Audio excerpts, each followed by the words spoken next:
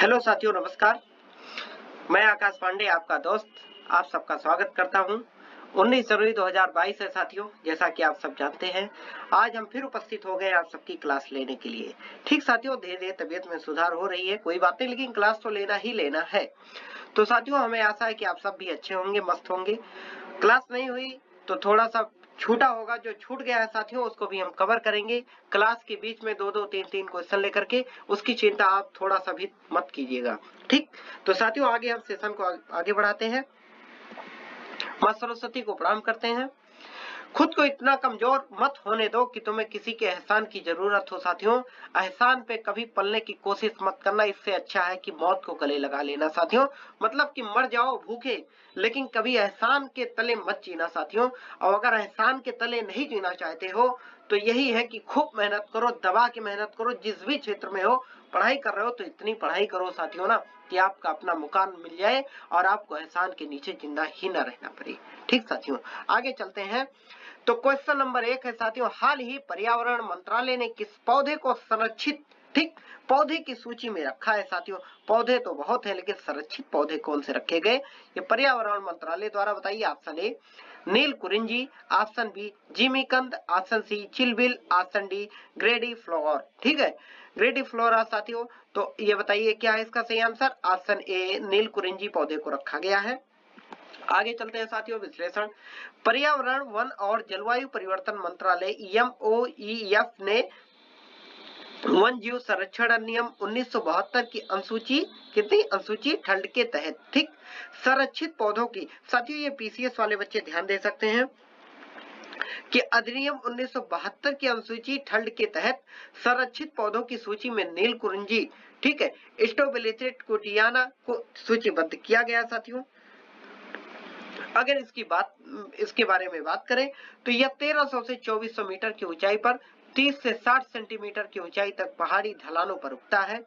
नील कुरिंजी के फूल बैगनी नीले रंग के होते हैं साथियों, ठीक है, और 12 साल में एक बार खिलता है। बेरी देखिए भाई साहब, आश्चर्यजनक वाली बात कि सिर्फ 12 साल में एक बार खिलते हैं और फूल में कोई गंध या कोई औषधीय महत्व भी नहीं है, लेकिन फिर भी इसको संरक्षित रखा जा रहा है। ठीक साथियों, आगे चलते हैं क्वेश्चन नंबर 2।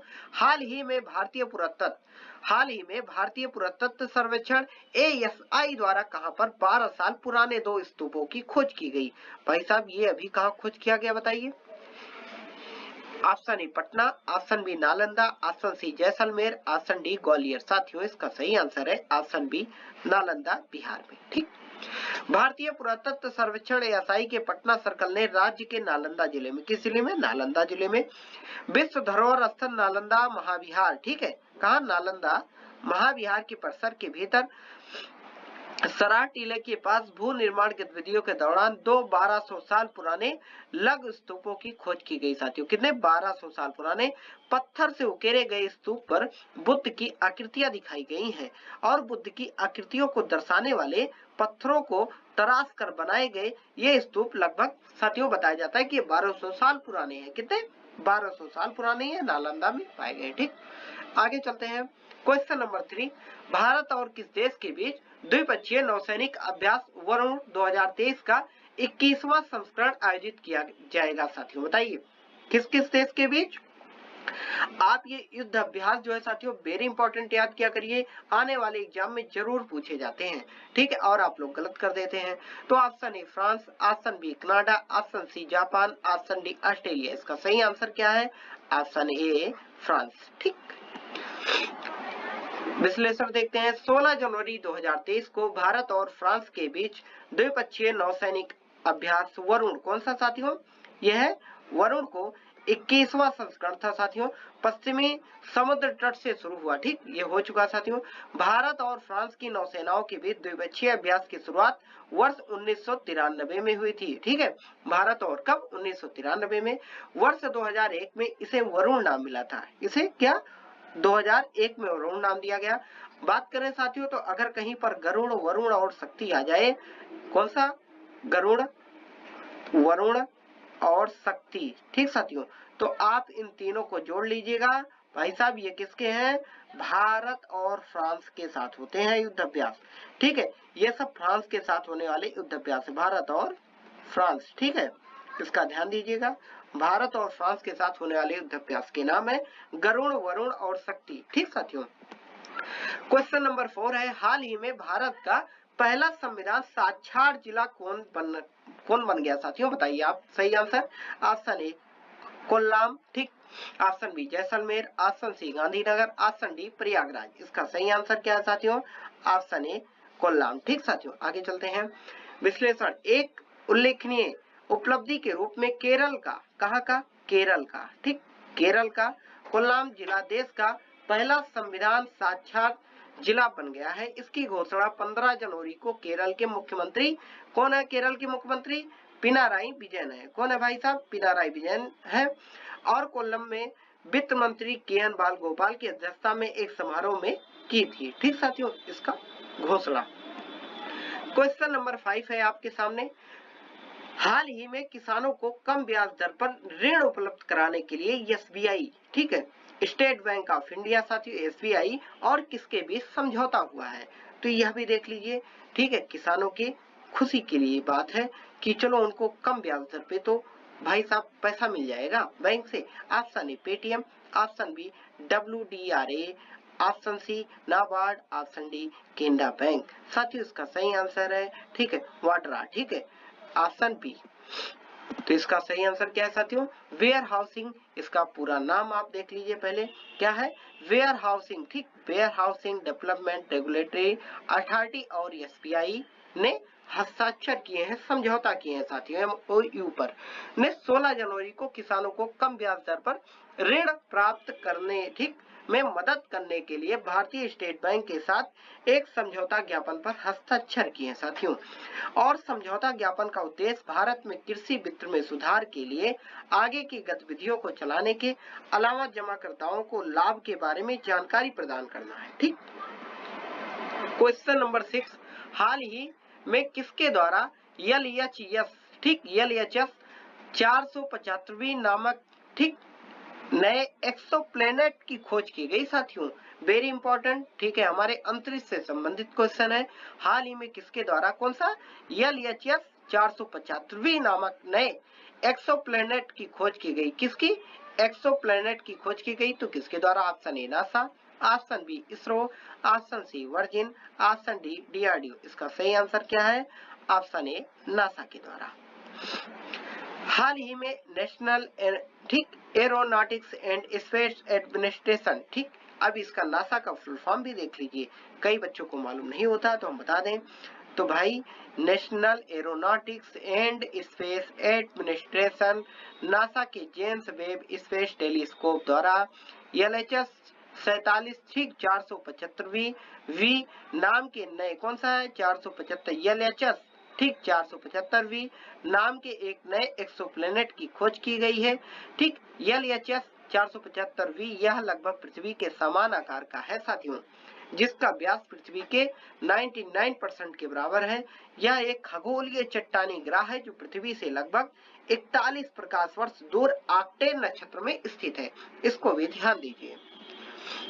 क्वेश्चन नंबर 7, हाल ही में UN ने, यानी यूनाइटेड नेशन ने किसे वैश्विक आतंकवादी घोषित किया है, option A Abdul Rahman, option B Lashkar e Taiba, option C Jaish Mohammed, option D Sipah Sahaba. साथियों इसका सही आंसर क्या है, बताइए आप लोग।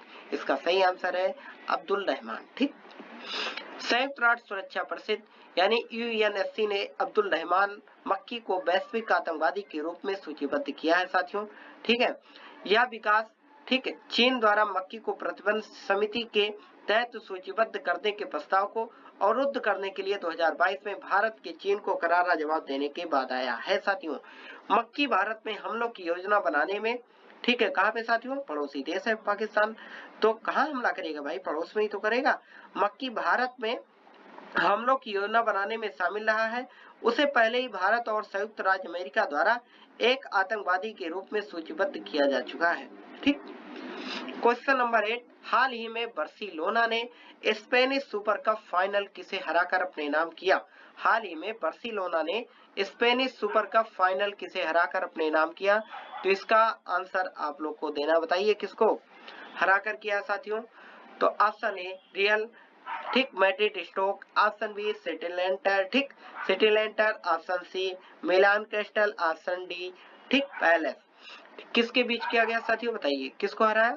ऑप्शन ए ठीक रियल मैड्रिड स्टोक, ठीक। बार्सिलोना ने रियल मैड्रिड को 3-1 से कितने से हराया साथियों? 3-1 से हरा। किसको हराया? बार्सिलोना ने रियल मैड्रिड को हराया। विजेता टीम कौन रही है? बार्सिलोना रही है। हराकर अपना 14वां स्पेनिश सुपर कप खिताब जीत लिया साथियों। यह प्रतियोगिता रियाद कहाँ किया गया था? रियाद में, सऊदी अरब ठीक में आयोजित की गई थी।